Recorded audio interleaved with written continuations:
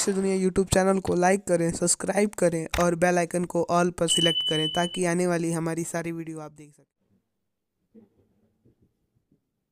छठ पूजा या आस्था का महान संगम। छठ कब से शुरू हुआ और किसने इसे मनाया, आइए जानते हैं। जय श्री महाकाल, जय माता दी। हमारी यूट्यूब फैमिली एक बार फिर स्वागत है आप सबका, आप सबके इस यूट्यूब चैनल अदृश्य दुनिया में। महादेव आप सबको स्वस्थ रखें। आप सबका प्यार सहयोग जैसे आप सबके इस यूट्यूब चैनल को मिल रहा है, बस यही प्रार्थना है कि ऐसे ही प्यार सहयोग देते रहें। जो हमारे भाई बहन हमारे चैनल पे नए आते हैं वो चैनल को सब्सक्राइब जरूर कर दिया करें और कमेंट लाइक जरूर करें, और वीडियो जो भी अच्छा लगे आपके भाई के द्वारा बनाया हुआ वो जरूर शेयर करें। कार्तिक शुक्ल पक्ष की सृष्टि को मनाया जाने वाला आस्था का पर्व, 4 दिनों तक चलने वाले इस पर्व से राजा प्रियव्रत को एक पौराणिक कहानी जुड़ी हुई है। इस पौराणिक कहानी के अनुसार राजा को एक बच्चा पैदा हुआ था जो मृत्यु हुआ था, और भी बहुत सारी बातें जुड़ी हुई हैं छठ से। छठ एक ऐसा पर्व है, ऐसा आस्था का संगम है जो भारत देश में अमीर हो या गरीब इस व्रत को पूरे हर्षोल्लास से मनाता है। थोड़े में भी अधिक में भी जितना जिसके पास होता है इस छठ को बड़ी धूमधाम से मनाता है। इस छठ व्रत से जुड़ी बहुत सारी बातें हैं जो कहीं ना कहीं चमत्कारिक होती हैं। हमने अपने इस जीवन में भी बहुत देखा, छठ मैया से किए हुए मन्नत जरूर पूरी होती है। कहते हैं कि माँ सब पर कृपा करती है, और छठ का व्रत इतना प्रचलित हुआ कि आज पूरे भारत देश में बड़े धूमधाम से मनाया जाता है। और जो हमारे भारतीय भाई बाहर देशों में बसे हैं, उनका परिवार बसा है, वो वहां पे भी मनाते हैं।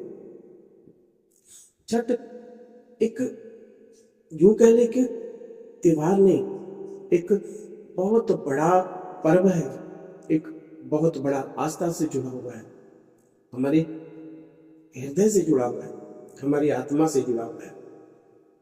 छठ से जुड़ी बहुत सारी कहानियां सुनने को मिलती हैं।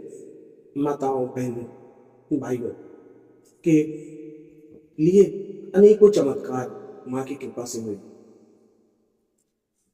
बहुत पौराणिक कहानियां भी सुनने को मिलती हैं। एक कहानी के अनुसार त्रेता युग में माता सीता और द्वापर युग में द्रौपदी ने छठ पूजा रखकर सूर्य देव की आराधना की थी। जानते हैं इन बातों को। कहते हैं कि पौराणिक कथा के अनुसार राजा प्रियव्रत बहुत दुखी थे क्योंकि उनकी कोई संतान ना थी। उन्होंने महर्षि कश्यप को अपनी समस्या बताई। महर्षि कश्यप ने उन्हें पुत्र यज्ञ करने को सलाह दी। यज्ञ के दौरान आहुति के लिए बनाई गई खीर रानी मालिनी को खाने को दी गई। खीर खाने से रानी गर्भवती हुई और उन्होंने पुत्र को जन्म दिया, लेकिन दुर्भाग्य से बच्चा मृत्यु पैदा हुआ।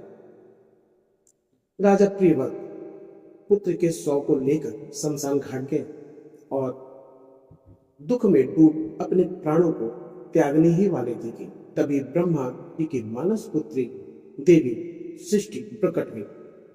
देवी ने राजा से कहा, मैं सृष्टि की मूल प्रवृत्ति के छठे अंश से उत्पन्न हुई हूं, इसलिए मेरा नाम सृष्टि है।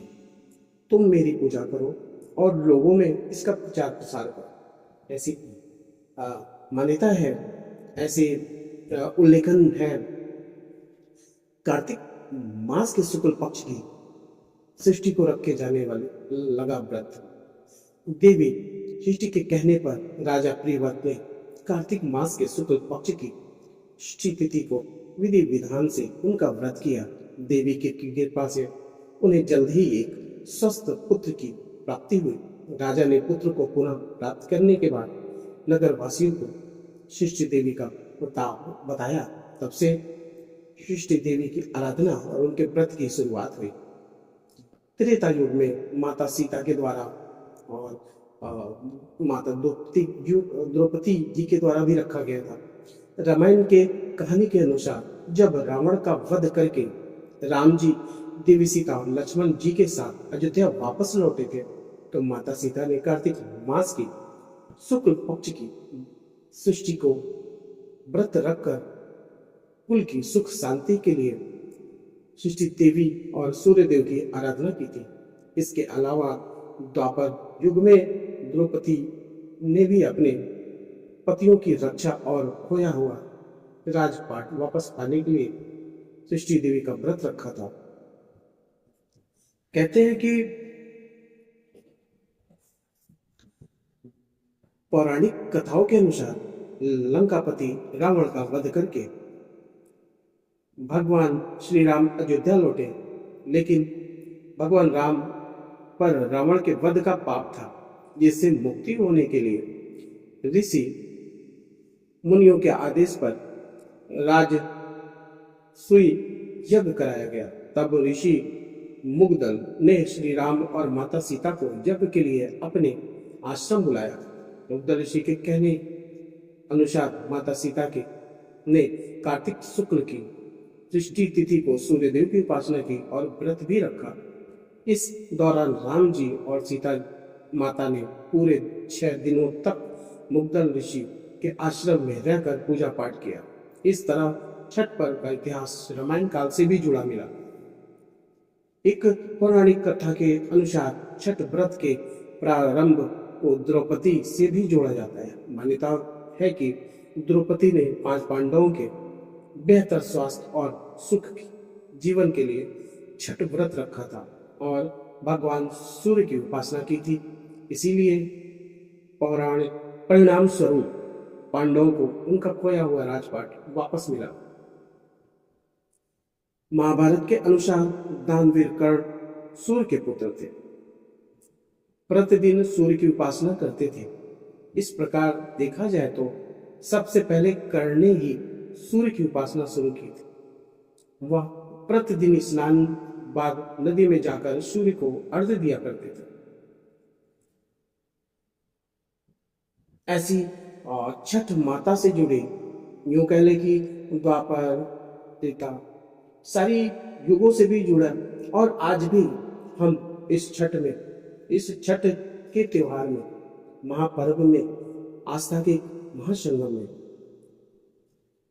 हमेशा चमत्कार सुनने को और देखने को मिलता है।